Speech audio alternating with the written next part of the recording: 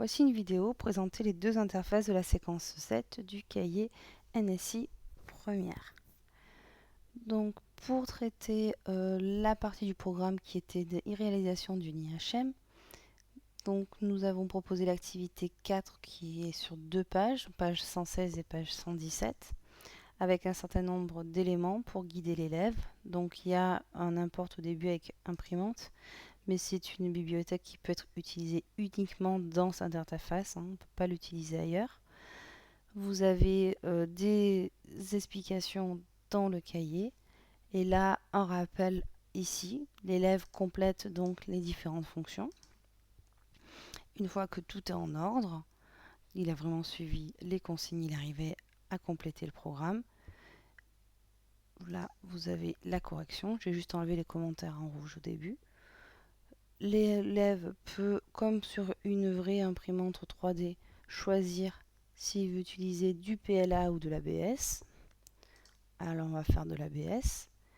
L'imprimante est sous tension. Le chauffage est en cours, non pour l'instant. L'impression est en cours, non.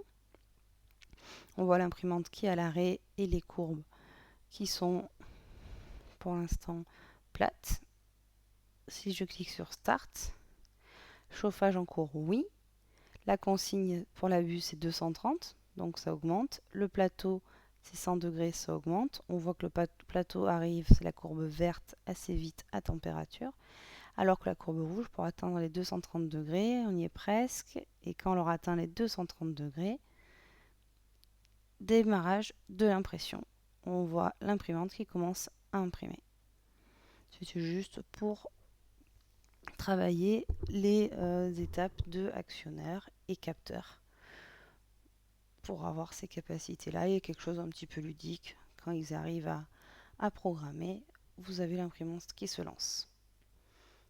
La deuxième IHM qu'on vous propose est en mini-projet avec une interface spécifique. Bon, on a la proposition 2 avec le tic-tac-toe avec une petite programmation en web, mais là je vais vous présenter la programmation du casse-brique proposition 1. Donc une interface spécifique également. Là vous avez aide avec les différents boutons qui sont expliqués. Le premier permet donc de remettre le code initial dans l'éditeur, si vraiment l'élève a fait un petit peu n'importe quoi.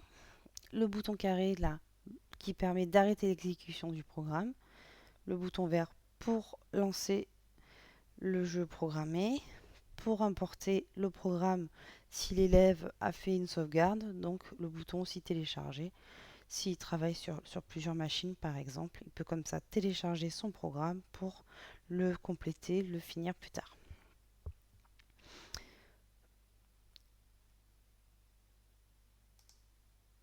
Donc toutes les explications sont là.